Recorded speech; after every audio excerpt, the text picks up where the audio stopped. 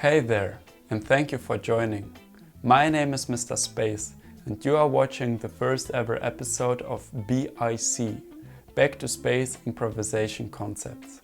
Today, in this particular lesson, I am going to show you a little idea on how to spice up your triads when improvising. Your normal, typical inversions and triads are fine, of course, but this sounds just a little bit different. And sometimes a little different is all you need. A little note, this lesson is meant for intermediate players who have no problem finding their inversions on the fretboard. So, without further ado, let's cut the cheese. Okay, so now we have this situation. We have a backing track in A minor, a blues backing track, and usually we play just some, I don't know, scales, pentatonic, like this.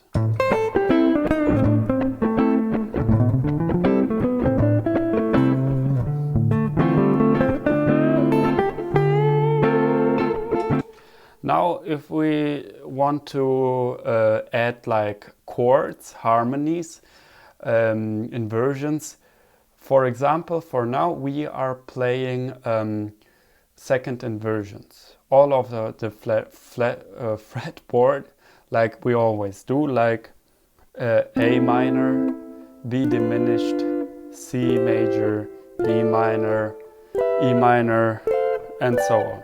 Like typical stuff. Oftentimes we hear this like in neo soul like style playing. We hear like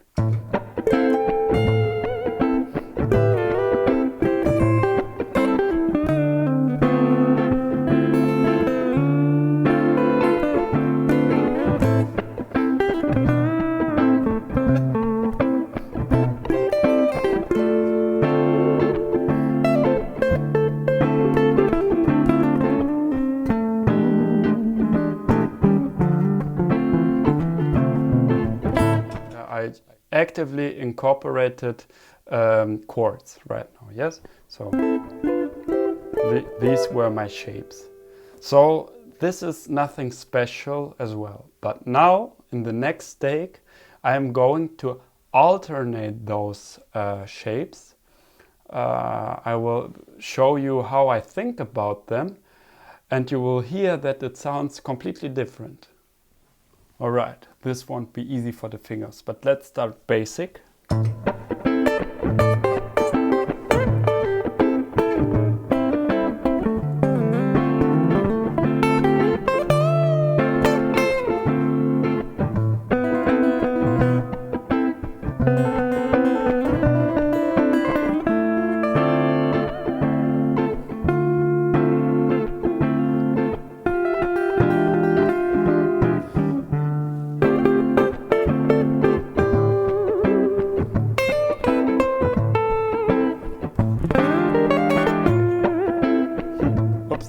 Again.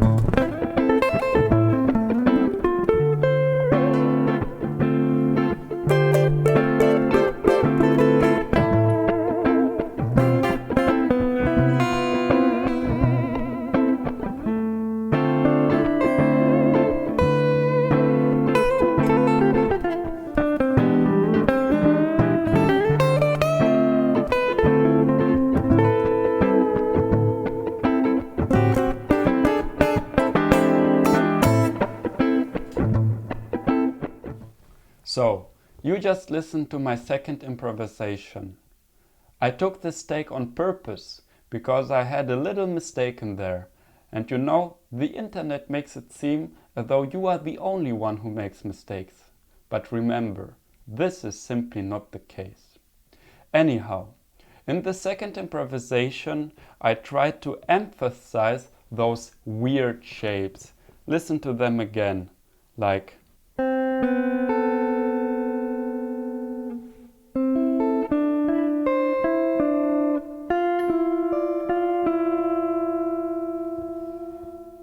I'm sure many guitarists played those shapes before me, but for me they are new. I was doodling around a few days ago and I had this idea. I play my normal, usual second inversions. And what if I change the notes while still staying in the key of A minor?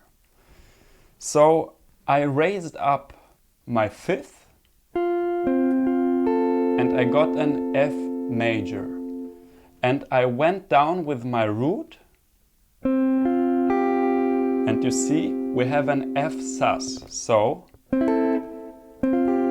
let's take this idea all over the chords in the key of A minor, B diminished, G sus, C major, A sus. This one is especially beautiful.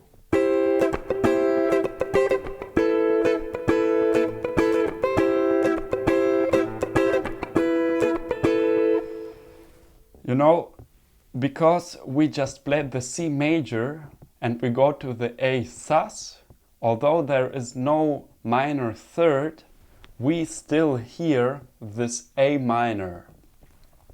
It sounds so tragic. You can try this all over the fretboard. But I had a little bit of trouble incorporating this into my playing because it sounded just a little bit too jazzy for me.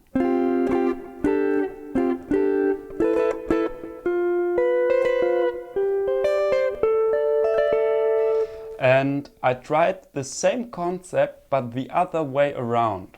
So I raised my root and I went down with my fifth. So we have A minor. Now we go down with the fifth, we get the D, and we go up with the root, the B.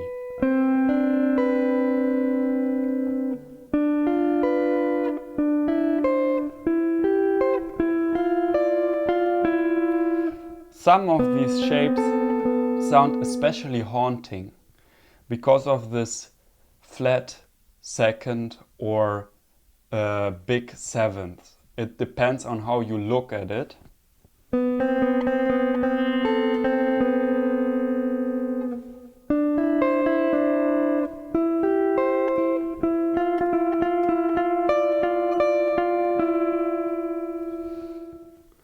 This short concept, this little musical idea helped to find me a flavor that I can add into my playing whenever I want to. Although it wasn't easy to incorporate this into my playing, it was definitely worth it. And now it's your turn to be creative. Try different string combinations. Try to apply this concept on spread triads, for example, or different inversions. Whatever you feel like. If it sounds good, it's good. One important note before you go. When applying this concept, you are changing the functionality of the chord. For example, the A minor becomes the F sus. So if you're playing rhythm for someone, don't just interchange those chords. They are not interchangeable. Don't make your singer cry and the band hate you. Although sometimes it's funny to troll a little. That being said, space out, have a good one.